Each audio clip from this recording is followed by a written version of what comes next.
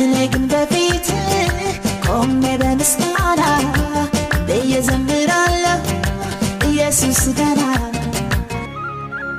በዚህ ምድር ላይ ስንት አይነት ሃይማኖቶች አሉ? 1 2 3 አረ በጣም ብዙ ናቸው። እሺ ከነዚህ ሃይማኖቶች ውስጥ መንፈስ ቅዱስ በየትኛው ሃይማኖት ውስጥ ይገኛል? ክርስቲያኖች ጋር ብቻ ነው ያለው መንፈስ ቅዱስ፣ ሌሎቹ ጋር የለም እኮ የለም። መንፈስ ቅዱስ ለክርስቲያኖች ጋር ብቻ የሚገኝበትን ምክንያት ታውቃለህ? ፕሮቴስታንቶች በቃ ትክክለኛ መንገድ ስለያዙት ነው። አዎ እውነት ነው። በትክክለኛው መንገድ ላይ እንዳለን ምልክቱ መንፈስ ቅዱስ ነው። መንፈስ ቅዱስ የኛ ጋር አለ። የመዳናችን ምልክትም መንፈስ ቅዱስ ነው።